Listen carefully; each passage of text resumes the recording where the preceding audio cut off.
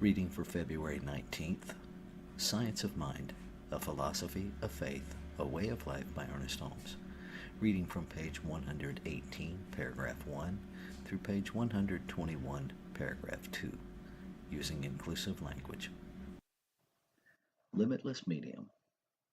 When we realize that in dealing with our own individuality, we are dealing with self-conscious mind, and when we realize that in dealing with subjective mind, we are dealing with a universal subjectivity, we shall come to understand that we have a creative intelligence at our disposal compared with the united intelligence of the human race is as nothing. The universal subjective mind, being entirely receptive to our thought, is compelled by its very nature to accept that thought and act upon it no matter what the thought may be. Since we are dealing with an infinite power, which knows only its own ability to do, and since it can objectify any idea impressed upon it, there can be no limit to which it can or would do for us, other than the limit of our inward embodiment. Limitation is not in principle nor in law, but only in the individual use we make of principle. Our individual use of it can only equal our individual capacity to understand it, to embody it. We cannot demonstrate beyond our ability to provide a mental equivalent of our desire. Subjectivity is entirely receptive and neutral, as we have learned, and it can take our thoughts only the way we think them. It has no alternative. If I say, I am unhappy, and continue to say it, the subconscious mind says, yes, you are unhappy, and keeps me unhappy as long as I say it. For thoughts are things, and an active thought will provide an active condition for good or evil. Suppose we have thought poverty year after year. We have thereby personified a law which continues to perpetuate this condition. If the thought is not erased, the condition will remain. A law has been set in motion which says, I am poor, and sees to it that this is so. This is at first an autosuggestion. Then it becomes an unconscious memory, working day and night. This is what decides how the law of attraction works for us. Because the laws of attraction and repulsion are entirely subjective, our use of them may be conscious to start with, but it becomes subconscious as soon as used. Suppose I do not say I am poor, but that I came into the world with an unconscious thought of poverty. So long as this thought remains, I am likely to remain poor.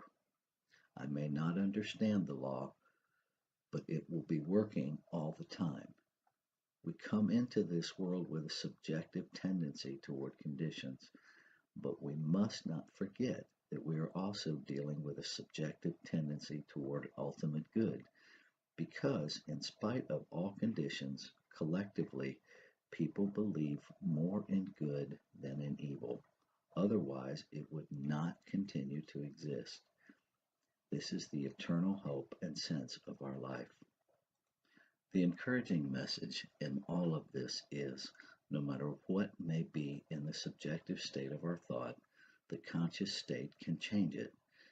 This is what treatment does. How can this be done? Through the most direct method imaginable, by consciously knowing that there is no inherent tendency toward limitation, no collective suggestion operating through subjectivity, nothing in, around, or through us that believes in or accepts limitation in any way, shape, manner, or form. We do not stop here. This is only half the treatment. The conscious state must now provide a higher contemplation, a spiritual realization, which says, I partake of the nature and bounty of the all good, and I am now surrounded by everything which makes life worthwhile. The universal medium at once changes its thought because its thought is deductive only and says, "Yes, I am all these things in you," and immediately begins the work of bringing such conditions to pass. Whatever is held in consciousness until it becomes a part of the subjective side of thought tends to take place in the world of affairs. The reason that we do not demonstrate more easily is that the subjective state of our thought is too often neutralized by the objective state, though often this is an unconscious process of thought. Whatever our subconscious mind holds long enough is bound to be produced in our eternal affairs. Our subconscious mind is the medium in which we all live and move and have our being on the subjective side of life. Our atmosphere in universal subjectivity, the medium through which all intercommunication takes place on every plane. It follows from what we have said that any suggestion held in creative mind would produce its logical result, no matter what such suggestion might be. If it were a suggestion of destruction, it would destroy. If it were a suggestion of good, it would construct. For this is a neutral field. Christ and Antichrist.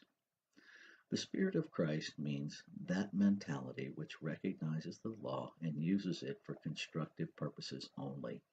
The spirit of Antichrist means the spirit of the individual who, understanding the law, uses it destructively. The meaning of the flood or deluge, which is recorded in every sacred scripture we have ever heard of or read, is that a people once lived upon the earth who came to understand the psychic or subjective law as being the servant of the Spirit. They understood themselves to be spirit, but they did not understand the harmonious unity of spirit. They had arrived at an intellectual concept of the law, a very clearly defined mental concept, but that knowledge was not used for constructive purposes. They used the law destructively, and what happened? The confusion took place in the psychic world, or the psychic atmosphere of this planet caused its physical correspondence in the form of a deluge or the flood. There have been many controversies about the use and misuse of the power of mind. Some claim that we cannot misuse this power since there is but one mind and it cannot act against itself. Mind cannot act against itself, and any person who knows this and knows there is no human mind to destroy is immune from malpractice. We need to have no fear of the misuse of this law. If we protect ourselves by the realization that there is but one ultimate reality, for against such there is no law, we recognize subconscious mind as the great servant of our thought, the medium through which all treatment operates, and this universal subjective mind we contact within ourselves and nowhere else. Being omnipresent, it is in us, and our use of it we call our subjective mind, but of itself it is